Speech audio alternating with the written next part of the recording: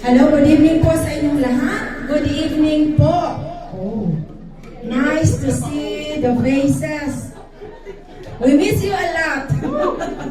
Kumusta po kayo? Nice to meet you. And we have foreigners. Oh my goodness. So we welcome all the visitors that we have tonight. If you have the name, kindly bring the list in front. Okay. Hello, Kuya Johnny and Ate Cora. Of course, ang tatlong, ang tawag nun? The three guwapings, kulang na ng isa.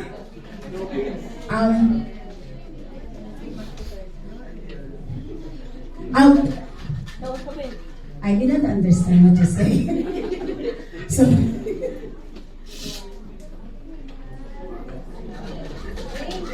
okay, welcome to all the brethren from CGPMI Khalifa. So, palakpakan po natin sila.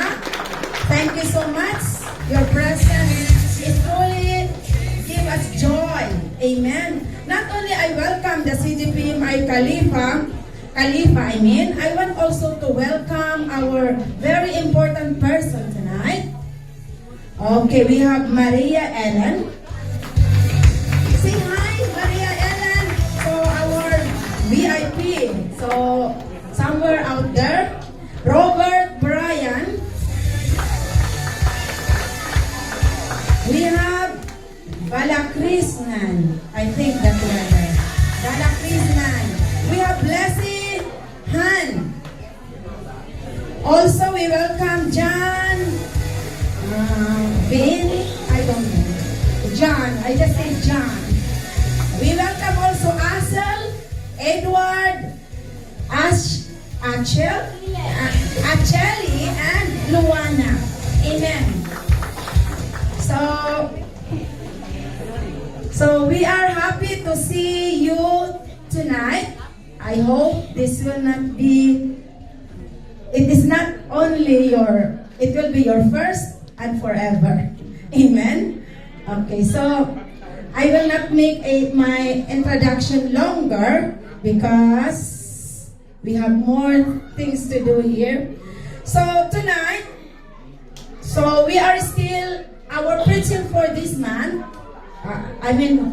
is the theme for this month is sowing the best.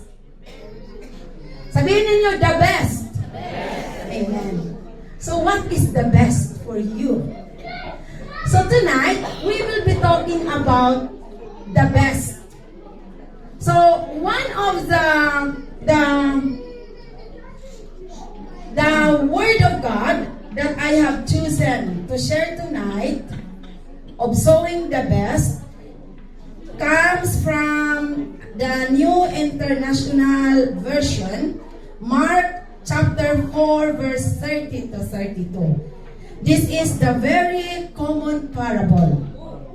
So it's the parable of the mustard seed. So I want you to bow your head to give reverence to the Word of God. So I will read Mark chapter 4 verse 30 to 32. It says, "Again he said, what shall we say? The kingdom of God is like, or what parable shall we use to describe it? It is like a mustard seed, which is the smallest of all seeds on earth. Yet, when planted, it grows and becomes the largest of all garden plants, with such big branches that the birds can perch in its shade." Amen po. So, let us pray for the word. Almighty Father, we love you, God. Hallelujah. Almighty Father, in the name of your Son, Jesus, with the Holy Spirit, we acknowledge, Lord, that your presence is manifested here tonight, oh God. As I stand, Lord, tonight in the presence of your people, I ask, Lord, I humbly ask, Lord, the working of the Holy Spirit. The Holy Spirit is the one to open and clear the mind and the heart of your people. Because it is only the Holy Spirit who has the power to bring your message clearly. Therefore, Lord, use my mouth as your mouthpiece, O God. Whatever, Lord, that is not worthy in your sight, I ask cleansing, O God. Let your word tonight, bless the word for tonight, O God, so that these words, O God, will have the power to change our heart and our mind. And we can see your goodness. We can see your beauty. And we can experience the love that will renew our hearts. You alone, Lord. You alone. I give you all the glory and the honor. In Jesus' mighty name we pray. Amen and amen. Hallelujah. So thank you. The preaching for tonight is in, I give the title, Just Sow It. Seed of Faith. Who are you? Have experienced planting? I think out there is very busy with something. I can hear it. So, some of us likes to plant something. Amen? Amen. Who likes to touch the soil? When you plan to plant something, you will plant the best. Amen? Amen. So I want you to think it over. What do you want to plant that you will think it is the best plant that you would have in your lifetime? So think and picture it out. So because our preaching for tonight is related to farming, to planting. So as we go to our message for tonight in Mark chapter 4. What is the brief background of Mark chapter 4? Mark chapter 4, it's about always the story of about kingdom of God. It is the same also in Matthew chapter 13. It talks about what the kingdom of God is. That is why it includes the story of the parable of the sower. That was the topic of the preaching of Pastor Katil last week. I was not here. But I am reading all the preaching for the whole month. Do not think that even if I am not around, I am not following the page. Of course, I know what are the preaching. Of course. So, the kingdom of God. So why Jesus? Why Jesus? You know that Jesus likes to use parable in the story. Sometimes he will ask, why parable? Jesus is giving the people something to make a problem, something to think about. Because the parable is a story that will give us the meaning of the parable that leads to the truth about life. So tonight, the parable of the seed. So why I give the title Just Sow It? Because it says here in verse 30-31, sow with certainty. When we say sow with certainty, in Tagalog, sigurado. Amen. When you plant something, it should be you are sure of there is no doubt what you are planting. Amen? But in our case for tonight, the seed, it says here in verse 30, again, he said, what shall we say?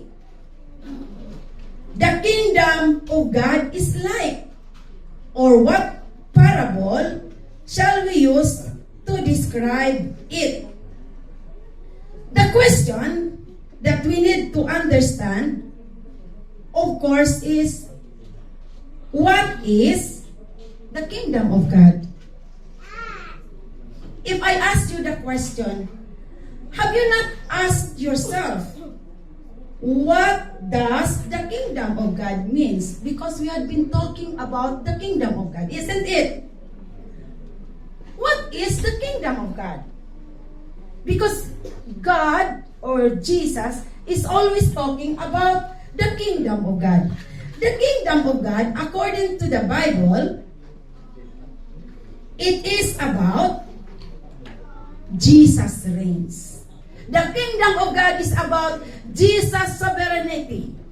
The kingdom of God tells us that God is the creator and we are His creation.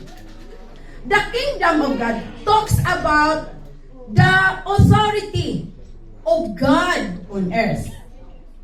The kingdom of God is about His sovereignty.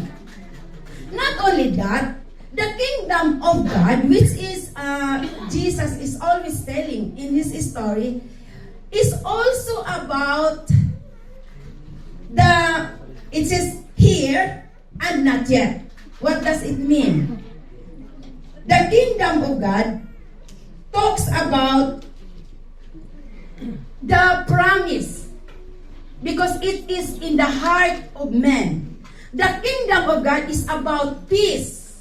The kingdom of God is about joy and love, which you as believers experience in your hearts. Amen po ba? But it is now and yet. Why? Because we are still expecting of the coming of Jesus. Amen. And the kingdom of God is about the church that God established on the earth. Amen po ba? Is it clear now? It is clear now with you about what the kingdom of God, that God is talking in the parable. So it says here, again he said, what shall we say the kingdom of God is like? So you understand what is the kingdom of God. And then he used the word to describe it, a mustard seed. Have you seen a mustard seed? Amen or no amen? Amen. I googled the mustard seed. And I googled the mustard tree because it says it become the largest tree. How does it looks like? And another one, the setting of the story is in the Middle East. Amen? So, for sure, there is mustard tree in the Middle East. So, what does it looks like? So, you try to Google it. So, what I want to say tonight, in related to that when you are certain of something, when you are sure of something God wants you to do, there should not be second thought. Amen? Surely you will do it because the thought is burning inside of you. When you have plans and you know you are sure of it, you need to push for it. Why? Because something inside of you burns you to do it. Then, even though others may not understand, or even though many disagree, but when you are certain within yourself, you just do it. Just like in the same one manners with your plans, with your calling, with your ministry. Are you sure of what you are doing? Why quiet? Amen or no amen? Amen. So there are decisions, actions that you must do it. Or just do it despite of circumstances. Just like the mustard seed, I would say, just sow it. It is what we call seed of faith. So, in verse 1, it says here, sow the seeds with certainty, despite of. What was the despite? What is the problem with the seed? Just looking, if I have it in my hand, you cannot even look at it because it is very small. It is very tiny. And then, of course, when we are using our natural eyes to see those things, to see the seed, we might have doubt. How could it become a very big tree when it is very small? Which is smallest of the seeds on earth. That is how Jesus described the seed. So, then, how it is related to the kingdom of God? Why Jesus used the mustard seed, which is smallest, to illustrate about the kingdom of God. So in Matthew also, chapter 13, verse 31 to 32, NLT, the kingdom of heaven is like a mustard seed planted in a field. So, we will think in a spiritual truth, the field here can be the world. The field here can be people's heart. Amen. So, it says here that, but it becomes the largest of garden plants. It grows into a tree, and birds come and make nests in its branches. So the kingdom of God always starts in a small, but it never stays that way. So what comes to your mind? What on the description or on the explanation that I give to you about the kingdom of God, something comes to your mind, isn't it? When it says the kingdom of God always starts small, but never stays that way. So we will say success always begins in a small beginning. Amen? It always starts in a very humble beginning. Amen? So God is teaching us about something so small with such humble beginnings that truly become amazing and wonderful. So, just like the Word of God. So, everywhere the seed of God's Word, if you plant the seed, the Word of God also, or the seed, can refers to the Word of God. Amen? When you, as a believer, plant the Word of God in the heart of someone who needs it, despite of the circumstances. What could be the despite? Maybe you have fears. Maybe you are ashamed. Maybe there are so many thinking that comes to your thought before you share the Word of God. But despite of those things, just sow the seed. Because once you sow the seed in the heart of man, because the seed can be the individual faith to someone who received it. It says here, when God's Word is received or planted in everyone's heart, it will change many things. Amen? Amen. For those people who are hopeless, it will change their heart to see the beauty and the goodness of this world. For those people who are living in sin, in wickedness, for those people who are entangled with sins, that is small, that is planted in their heart, start to change within them. So, it says here that it reaches out, it gives comfort and cared for the people who are even sick, not only physically, mentally, and spiritually. So it changes individuals. Not only it changes individuals, it changes communities, it changes even nation.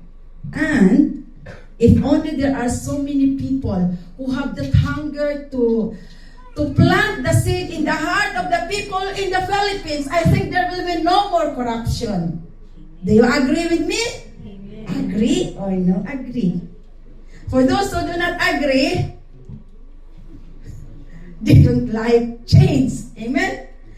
So, this word of God is so small, but the effect of it is so massive. Amen? So, we should not despise this small beginning. The mustard seed as your individual faith for you, and that mustard seed that is shared to another one is also the word of God that will help them to grow. So, what does it mean to all of us? So, sabi nga, Jesus gives us permission to start small. So, I think you know what I mean. When God calls you for something to do, despite of all the fears, of all the questions and whatever, you just do it. Because it is God who will bless that plant or that seed. God reigns, is present everywhere, hidden, tiny, and ordinary. So what Jesus is saying with these parables, big isn't necessarily beautiful in the kingdom of God. Amen? Those little things that you are doing in the kingdom of God is beautiful in the eyes of the Lord. Amen? You don't need to stand here so that God can see what you are doing. Amen? So, Jesus wants to let us think that God is interested in the small things of your life, in each of our individual lives. Amen? We need to look after the small things in life. We, as the people of God, need to pay attention to small things because that is where we will see God at work in the world. Miracles begin in small things. In your faith, in God's word that is planted in your heart, then when you believe, miracles happen. Amen? So, what we need to do is spending time with God. Might be you think it is small things. Amen? Prayer in the morning, your devotion, I mean, can be small things as what you think.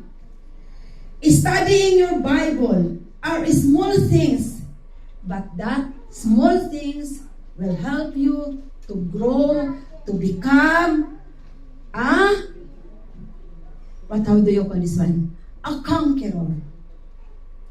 A victorious Christian. Amen? So, from that small beginning comes the victory. So, the mustard seed in Jesus' day was the smallest seed in the agrarian society. As I was thinking, on the time of Jesus, maybe the mustard tree is very, very common. Because why Jesus used it? Amen? So that people will really understand what does it mean. Kaya nga, sabi nga in the verse of Proverbs 19:21, it says, "Many are the plans in the mind of a man, but it is the purpose of the Lord that will stand." So what does it mean?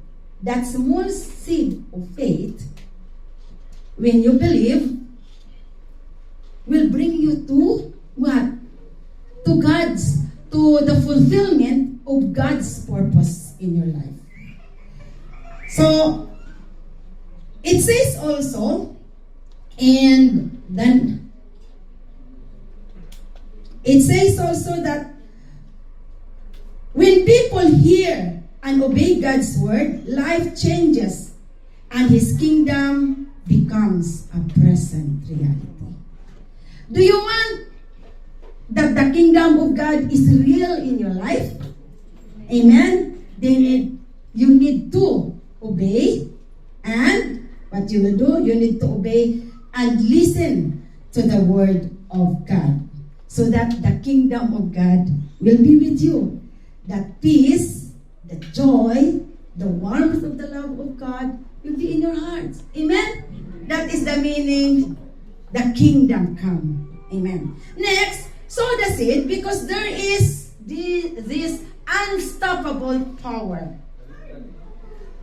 It says in verse 32, yet when planted, it grows and becomes the largest of all the garden plants. It grows and becomes the largest. What does it mean? The growth of the Word of God in your heart, that supernatural growth is not only due to human effort, but it's God's working behind the scene. Just like when we plant the church, it's not our effort. Amen? To make it grow and multiply is not human effort.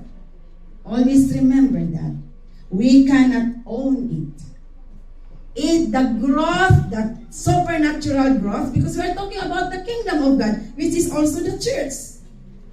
Amen.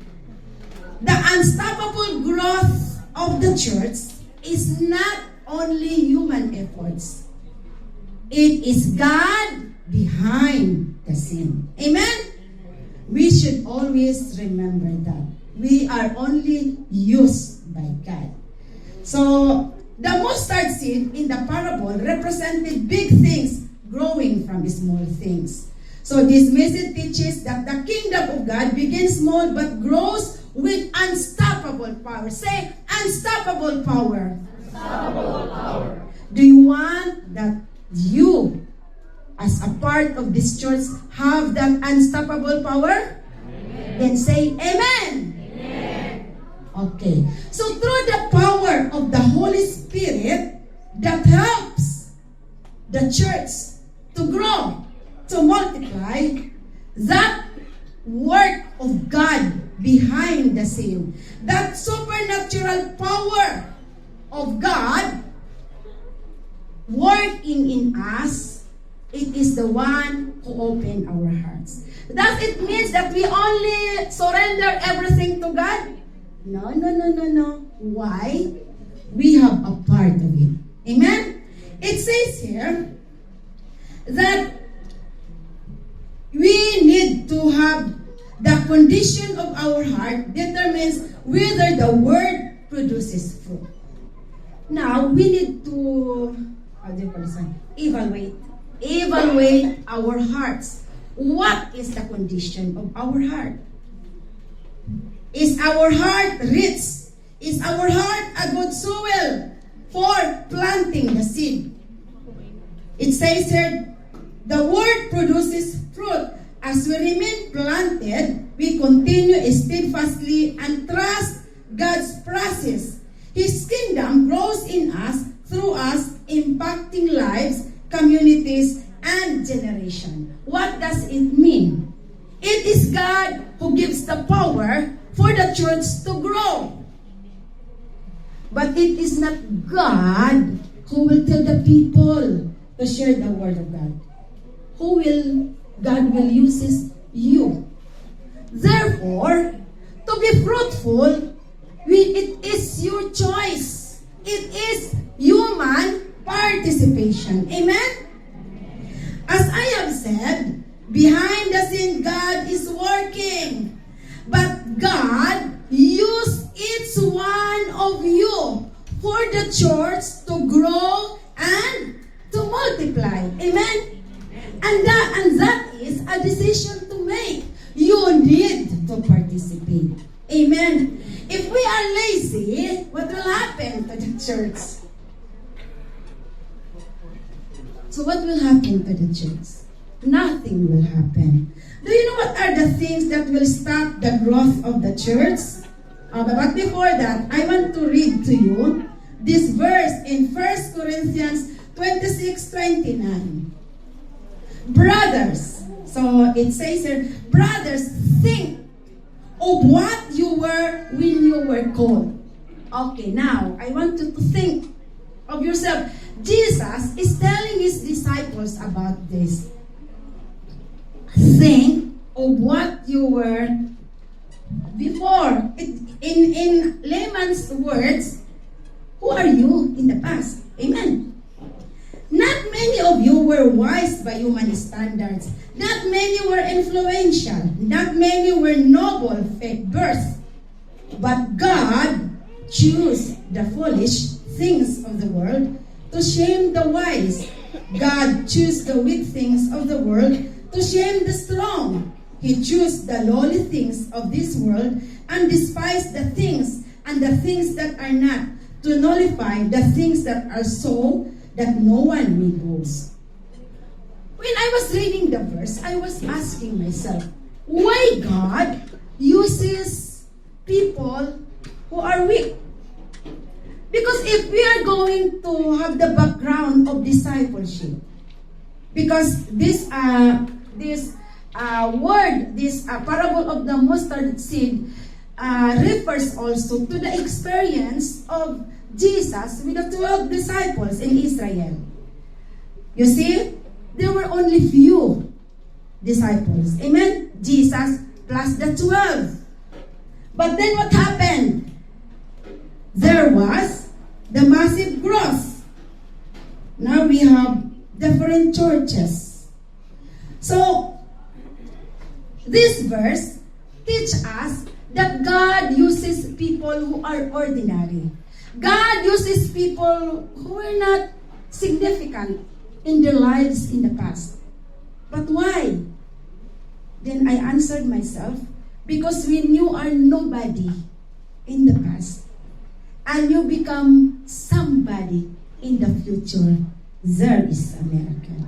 Amen? Amen. When you are that wicked person in the past, and you become righteous in the present, God is seen in your life. And it is a miracle. This is what God was trying to tell us tonight. Do you feel you are invisible in the church? Do you feel you are worthless? Insignificant? You will say weak. No, nothing. The voice is not good or whatever. You should say not good.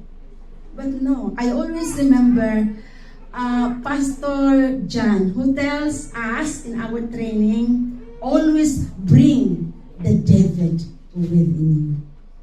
And it is a faith and a trust. Trust God in the process of growing in the church. Amen? Because through us, when we profess Jesus Christ as our Lord and Savior, the kingdom of darkness, you transferred into the kingdom of light, which is the kingdom of God. Can you imagine? Those, the 12 disciples are very ordinary people, but they become extraordinary in their service to God. Can you imagine people in Europe, people who are persecuted because of faith, because of the word of God? They were not scared to stand for their faith. But it says, what will stop the working of the Lord? So, alam ba ninyo, it can be that when you have the word of God is not hidden in your heart, you will not be fruitful. It says here, when the seed of God's word are implanted in your heart, it results from fruitfulness. That is why in Psalm 119 verse 11, it says, I have hidden your word in my heart that I might not sin against you. Your, how do you call this one? Your map. In order for you not to be victim. Sabi nga ni Bong, mga dynamites in this world. Ano mo yung mga dynamites in this world? Immorality. Mga kasalanan. When you step on it, but if you have hidden the word of God in your heart, you will be spared from those dynamites. Amen? Sa mga bawal na bawal.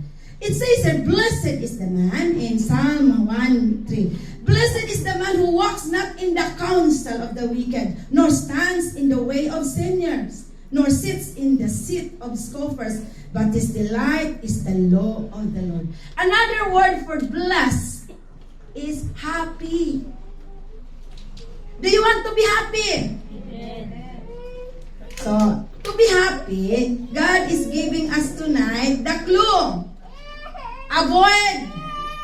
Avoid being always your constant friend is people who are, not following God's ways.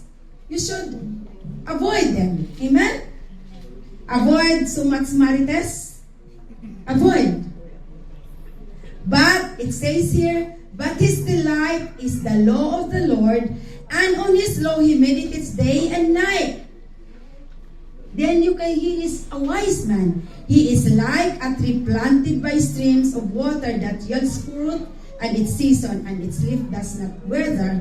In all that he does, prosper. So your growth as a Christian is through your meditation of the Word of God. How do you meditate? When you read the Word of God, think it over. Go back to it. Let the Word of God that you read on that be a part of you as you go along with your daily works. Amen? That is what meditation means. Because the Word of God will teach you.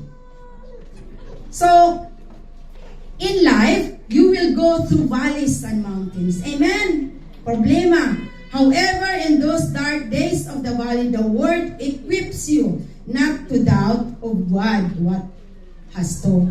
So what holds us back from kingdom's growth? I want this to emphasize. Sometimes, we will not grow because of being legalistic. Perfectionist. I have to get everything just right about as I start. Procrastination. Pwede bukas na, manyana habit. I will do it tomorrow. Namatay ka na bukas, wala nang tomorrow. Comparison. I will never be as good as them. You always look at people. Why this so and so? They are Christian. They have been in the church for so long, but yet their life is not changed. They are preaching but back of their life or blah blah blah or whatever. You are telling. Do not make comparison to other people's life. What comparison you will make? Make comparison of your life before and your life now. Amen? Amen. That is the application. Amen. Then you will grow. Amen. Because the last one, we need to make it fast. The last one, sow the seed or the seed of faith. Before I will go to number 2, this thing keep us stuck instead of growing. But the truth is, God doesn't need you to be perfect. He needs you to be available. Yes? Or no yes? Amen. God wants you always to be available. Delayed obedience is still disobedience. So, in serving the Lord, now na, not tomorrow. Amen. The only person you should compare yourself is you. Amen.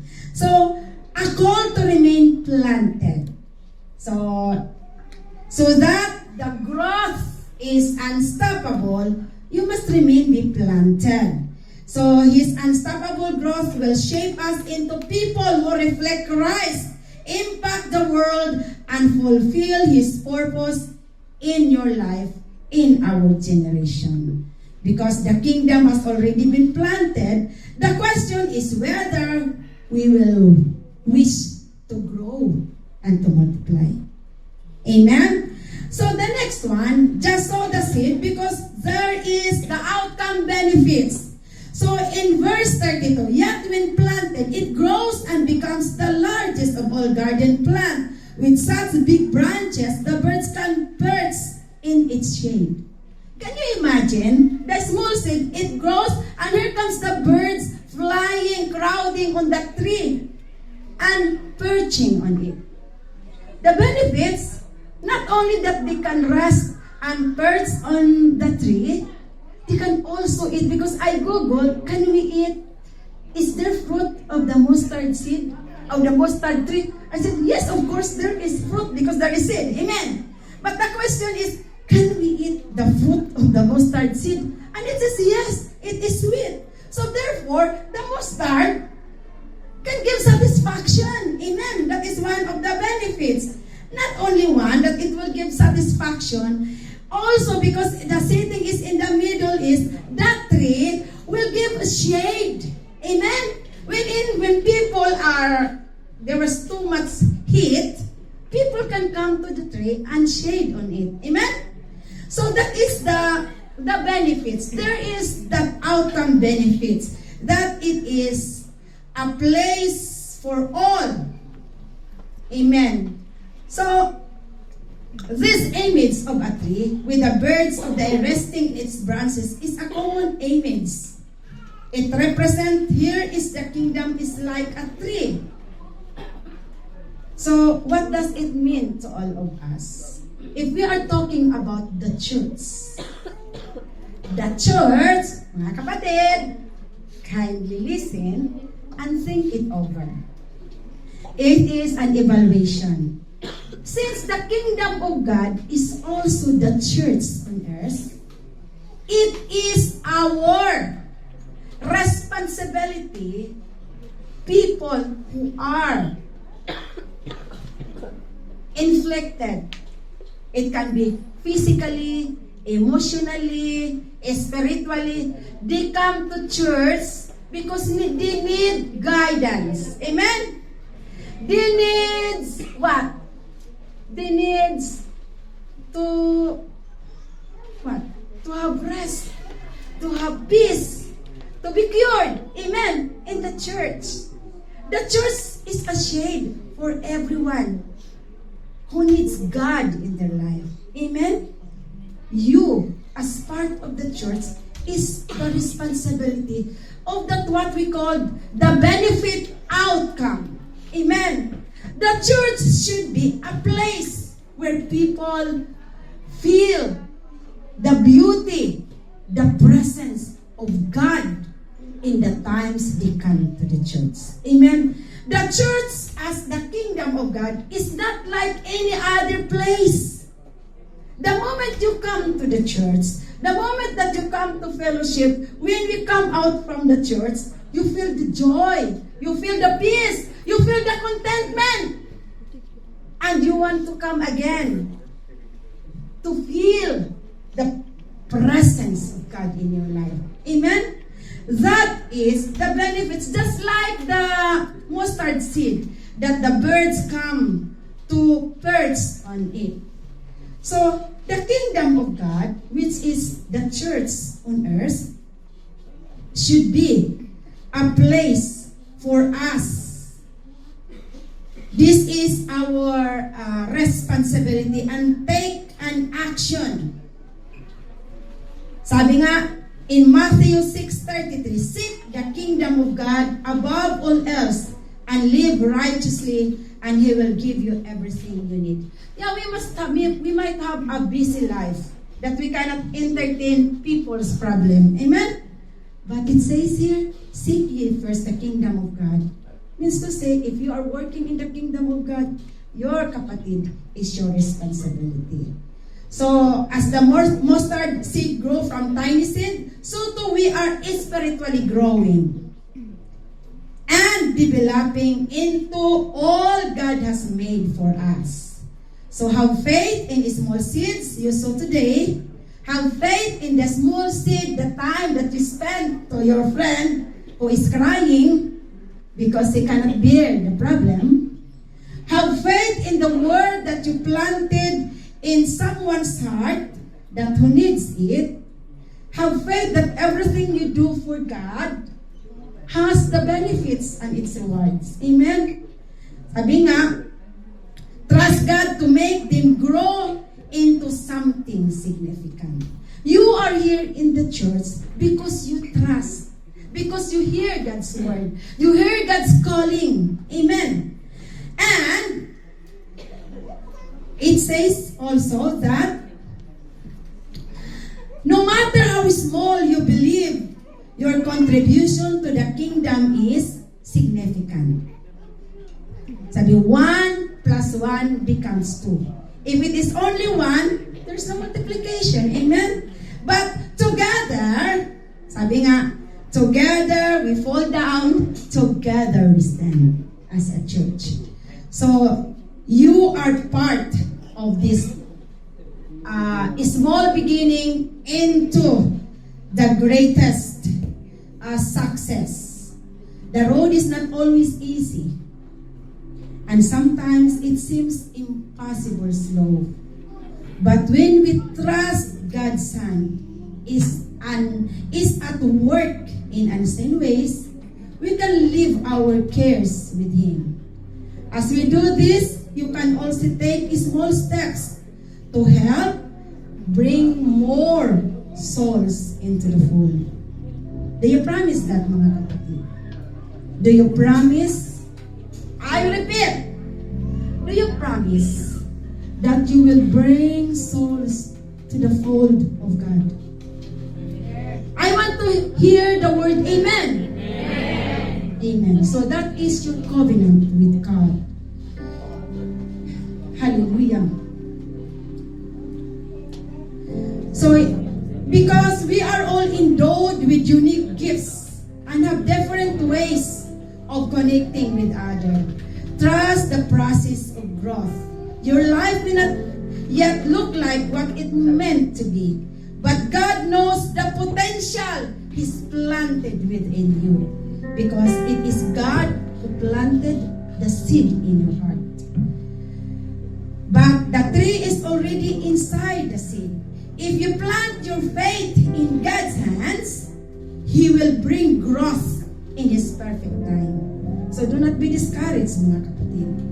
The kingdom of God grows through small acts of faith, persistent obedience. Hindi lang palaging nagtatanong.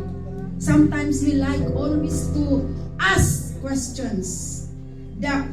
Our leaders always to doubt of what they are doing. We should not be like that. Don't trust God's in the process. Your leaders, nobody is perfect. No one is righteous, no, not even one. But remember, it is God who planted the seed in the heart of man.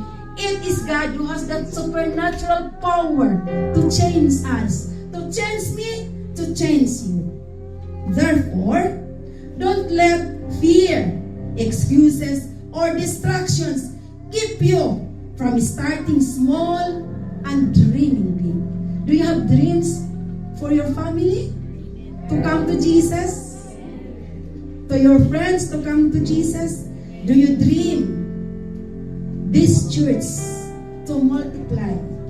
Not only in numbers, but multiply for people to come to heaven. The only question is, will you plant the seed? So my last verse, the great multitude in white robes, in Revelation.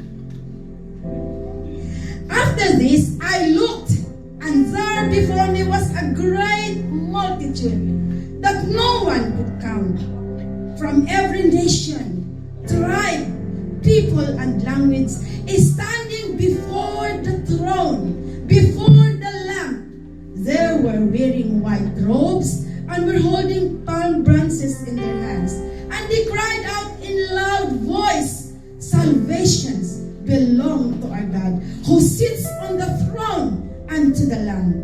All the angels were standing around the throne and around the elders and the four living creatures. They fell down on their faces before the throne and worshiped God, saying, "Amen.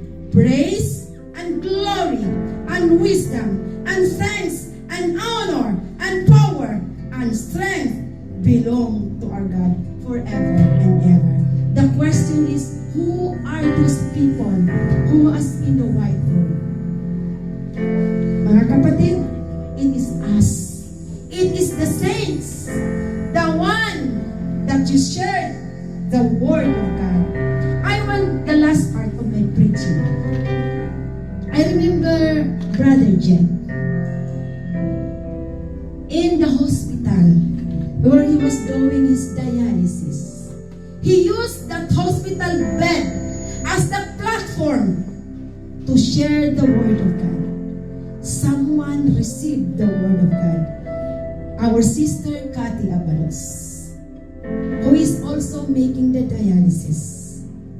From Cathy Abalos comes another one. Those nurses that are their clients, who are people that are here. Can you imagine? When you look at Brother Jed, simple, quiet. But as I see him, he is not an ordinary man. He become extraordinary because with no despite, he planted the seed. Amen? Will you plant the seed? Will you plant the mustard seed? Amen. To God be the glory. Amen.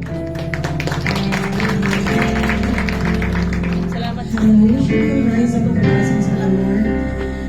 I believe that most of the people here tonight are aware that Kuya Jed already is in the hands of the Lord. And you know, the word of the Lord says that for to me to live is Christ and to die is gain. When you say to die is gain, when we go back to the Lord, it is a victory. Can you say amen? It is not a loss. It is a graduation ceremony because you will be facing Jesus and you are going to receive the reward from God. We can see that each of us, our life is in temporary. Today we are in good health and maybe tomorrow we will go back to God.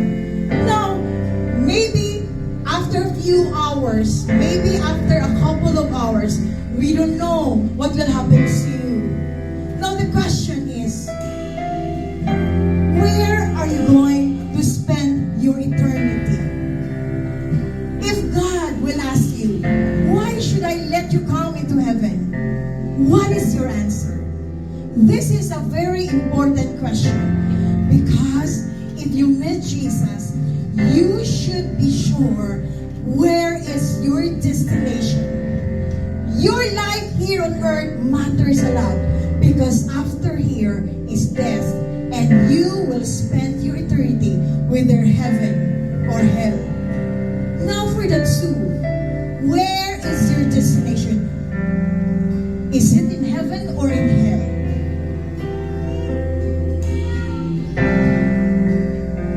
Jesus loves the world. As the word of God says, for God so loved the world that he gave his only begotten Son, that whosoever believes to Jesus has eternal life. Jesus came into this world because every mankind committed sin. Romans 3:23, for all have sinned and come short of the glory of God. And what is the consequences of sin? The word of God says, the wages of sin is death. You know, death is hell. Death is a punishment.